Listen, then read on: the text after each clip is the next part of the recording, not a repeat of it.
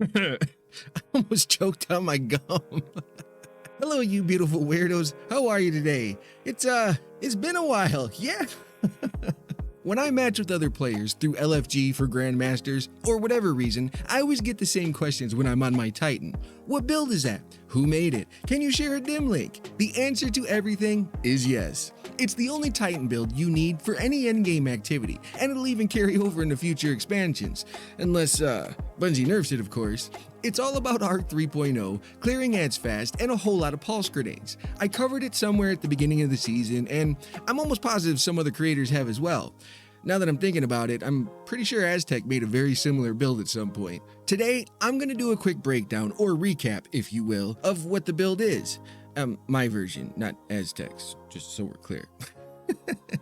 Truth be told, I'm so out of the loop with Destiny after moving and not having a PC that I have no clue what the hell is going on in the game right now, besides seeing a bunch of changes coming. So I figured this would be a good starting point to get back in the groove, you know, get the juices flowing.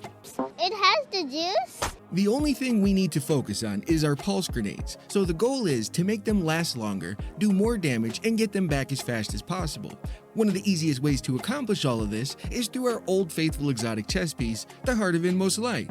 And yeah, I know, the Heart of Inmost Light is boring, overplayed, and might even get nerfed, but you can't deny how good it is. And to help make the grenades last longer, we're using Durex Extended Pleasure. I'm joking. We're using a fragment called Spark of Magnitude to give us a little more uptime. Now, to really make things a little spicier, we're throwing in Spark of Shock to jolt targets when we hit them with the grenade, Spark of Ions to create ionic traces from defeating jolted targets, and the Aspect Touch of Thunder to make our pulse grenades do more damage the longer it lingers, and send out more ionic traces. And who doesn't love a murdering, pulsing, ionic creating grenade? I mean, I know I do. For some extra survivability, we're also using the fragment Spark of Resistance and the Aspect Knock 'em Out, but I gotta be honest with you, nobody's out here shoulder charging ads in a Grandmaster unless you're an idiot like me, so we're only using Knockout for the extra fragment slot. Unless you are an idiot like me, in that case, we're totally using it for more survivability. When it comes to mods, it's a fairly straightforward build. Since our focus is to regenerate grenades, we want to lean heavily into creating wells and becoming charged with light. One of the best ways to do this is with Elemental Ordnance and Elemental Charge. This combination will drop one well and grant 2 stacks of charged light on every grenade kill when we pick the well up. But this alone won't help our grenades recharge very fast, which is why we're using the Charged Light mod Firepower 2 times for 30% of our grenade energy back upon using our grenade. This, paired with all the ionic traces, can give us almost instant grenades as long as we're charged with light and damaging enemies with the grenade.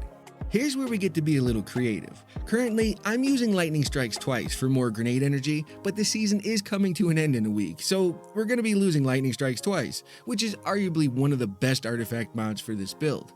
That mod takes up 7 slots on the mark, so we're kinda limited on what we can do. Once the season ends, this will open up the possibilities for some interesting builds. It'll give us the freedom to use mods like a 3rd copy of Firepower, or whatever Charged Light mod we fancy. One of my favorites is Heal Thyself to get health from grenade kills, which goes great with this build, by the way. Regardless of what you prefer, the goal is to keep collecting wells and stay charged with light. Now we have one more thing to discuss, the weapons. To keep this ready for any activity build, we're using the Arbalist because it has anti-barrier built in, so we won't need to equip a champion mod for it. It also has the capability to bust any shield regardless of the element, which is why it's my first pick. Since the season is coming to a close next week, I'm not going to list off any special or heavy weapons until I see what the artifact has available for us next season, yeah. One final recommendation for this build is to use Ashes to Assets twice on the helmet, because with this grenade and it being high difficulty content, we can get a lot of supers. A few other mods that I throw in are damage resist on the chest, bolstering detonation on the arms if I'm using Artifice armor, machine gun holster scavenger on the legs, or rocket launcher, and bomber twice on the class item if I'm not using Lightning Strikes twice. That's the simple build I keep getting asked about. It told you it was easy. On a side note, I thank all of you for being so patient with me and the lack of uploads. Some of you are aware my life got completely flipped around, but we are slowly getting back to normal. So again, thank you everyone from the bottom of my heart. I truly appreciate it. I'm also working on opening the Discord server finally. I would like to have real discussions with all of you about builds, the state of the game, and just anything gaming in general. It doesn't even have to be Destiny. Hopefully, I can get that finished soon. As always, the dim link will be in the description. Be true to yourself, be good to one another, and have a fantastic day. Thank you! Take smoke, I'ma poke a hole through you, choking's overdue. Come at me and you won't get any older, dude. Crack your holder too. Heating up inside of me, blood so violently. Thanks for trying me. Now it's finally time to see how this rivalry becomes a dynasty.